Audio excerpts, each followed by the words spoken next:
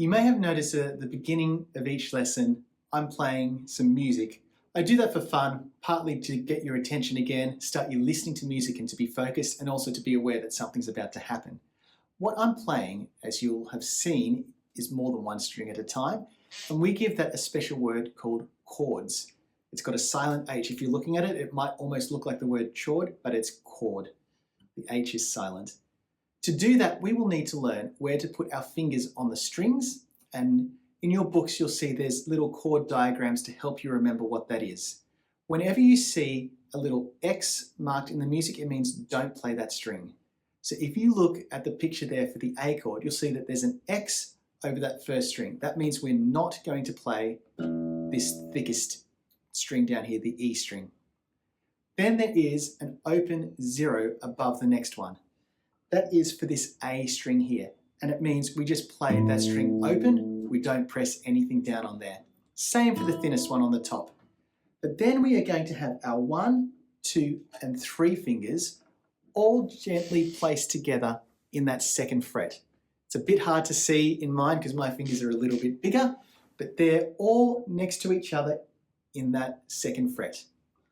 If you can, try always put your first one slightly back so that they fit there nicely, but all 3 fingers are nicely in that second fret.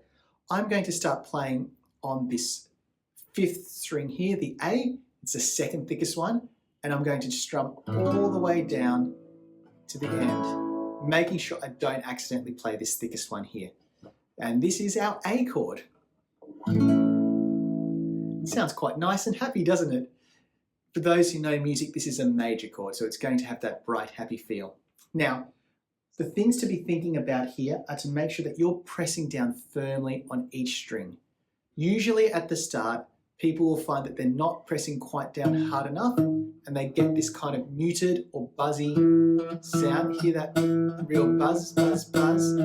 Either you are too close to the fret, so not far enough in, or not pressing hard enough are the usual reasons that it's not sounding nice. So if you do that, pressing all the way through there, that'd be good. The other thing to watch out for is that this last finger that we're pressing of yours, your third finger, isn't touching our top E string.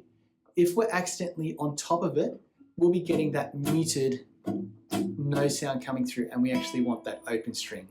So do that, and as you play, have a think. The other thing that can be very helpful is once you've played all the notes is to do it one string at a time. And you can hear how each of mine has a note coming through. So that's how we play our A chord there. So lots to think about with that, but I think you'll get it as you practice. The second chord that we're going to do is called E. To do E, we place our first finger on the first fret of the 3rd string, then we put our second finger on the 2nd fret of the 5th string, and then our 3rd finger sits also in the 2nd fret on our 4th string just below. It's important to make sure you're using the right fingers on there. So if you look at the chord diagrams in your book, you'll notice that there's finger numbers there as well. The reason for that is we'll be starting to change between our chords to lots of different ones. There are a few that we're going to be learning, and so having the right fingering is going to help you play. And eventually you may even do pieces where you want extra things in there at the same time too. So having those right shapes is invaluable at the start.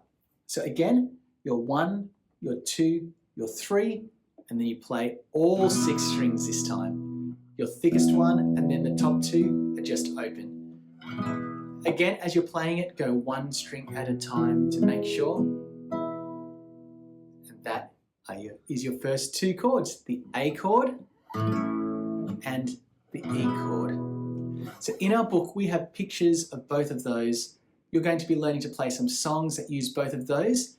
Have a think about the chords, make sure that you're getting them nicely. And as you do that more and more, you'll develop technique.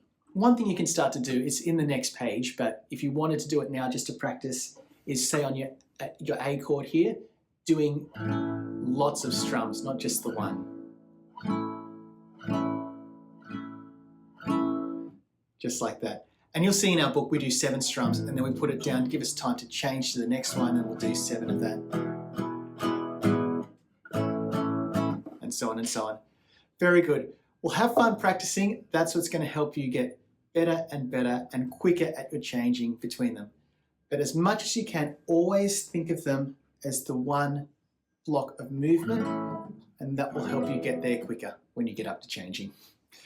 Not just yet though. Practice one at a time. Awesome. Keep up the good work. I think you're still having a lot of fun. I know I am.